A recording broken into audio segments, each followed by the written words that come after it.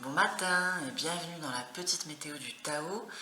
Nous sommes le mardi 6 septembre, c'est un jour d'accumulation, c'est donc le troisième jour d'un cycle de 12 jours, placé sous l'influence de la transformation numéro 45, le rassemblement, dont on va parler tout de suite. Mais avant, c'est pour vous dire on travaille collectivement aussi sur la transformation 57, qui est donc le doux, le pénétrant, la manière dont on pénètre le monde et dont le monde nous pénètre, et notamment l'accession à une forme de clarté, libérée des arrière-pensées en fait. Voilà, il y a quelque chose comme ça. Arriver à se projeter dans le monde d'une manière qui est absolument naturelle, sans être retenu, sans résistance, et d'une manière qui soit le plus juste possible. Voilà, pour les personnes qui ne connaissent pas le principe de cette météo, vous trouverez en barre d'infos un lien vers la vidéo. J'ai fait une version courte et une version longue qui vous explique comment ça fonctionne et comment vous pouvez vous en servir. Voilà.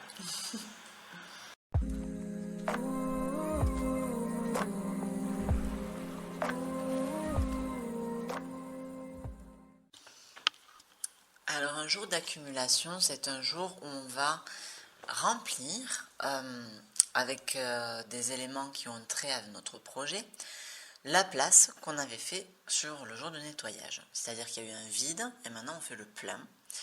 Et j'ai remarqué que sur un jour d'accumulation, moi souvent j'ai beaucoup d'énergie, je fais plein de choses, j'ai plein d'idées. Et c'est vrai qu'il faut que je me concentre si je veux que ces actions que je mets en place aient un rapport avec le projet que j'ai commencé à travailler. Le jour d'accumulation, il a un effet multiplicateur aussi, c'est-à-dire que toutes les actions qu'on va poser, elles peuvent se répéter plus tard dans le temps. Voilà. Alors c'est pas tout à fait évident d'observer, de faire la liste des actions qu'on fait et ensuite de voir si elles se multiplient derrière.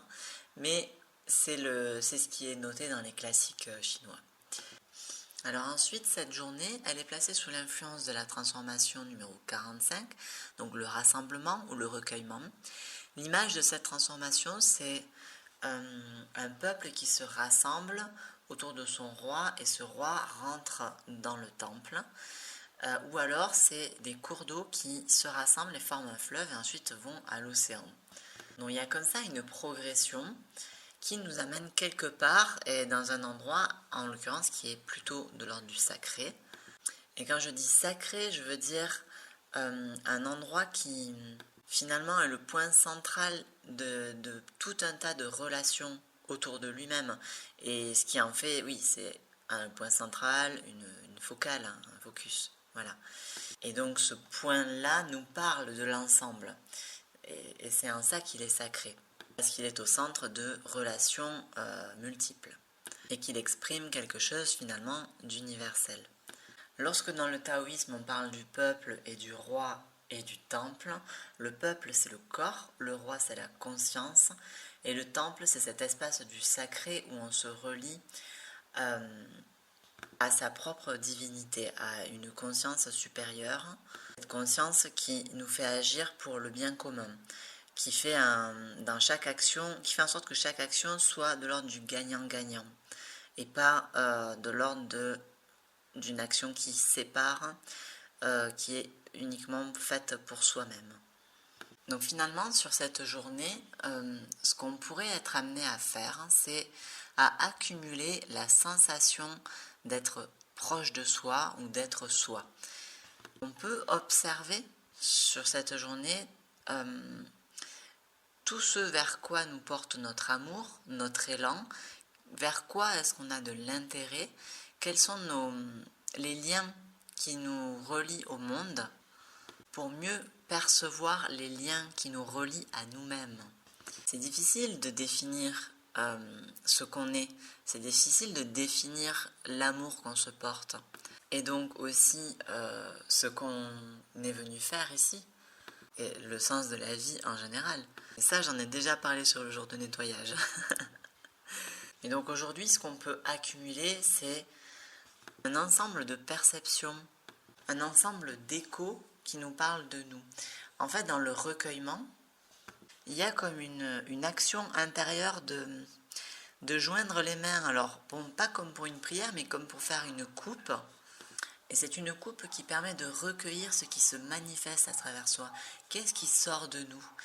Et pour ensuite pouvoir le contempler et avoir une image de soi. Soit un peu plus fidèle à la réalité que ce qu'on croit savoir sur nous-mêmes. Et à partir du moment où on a cette image un petit peu plus fidèle, alors du coup la relation à soi devient plus fluide, plus claire, plus nette, plus facile. Simplement parce qu'elle est basée sur quelque chose de concret et de vrai, que sur des illusions qu'on entretiendrait dans sa tête. Et quand je dis ce qui sort de soi, évidemment je parle des paroles, de l'intonation de la voix, mais aussi de toutes les actions qu'on va mener dans la journée, nos intentions, de nos pensées, les jugements, la manière dont on touche les autres ou dont on se touche soi-même, ce qu'on produit à travers son travail aussi. Finalement, l'ensemble des conséquences de notre existence au jour le jour.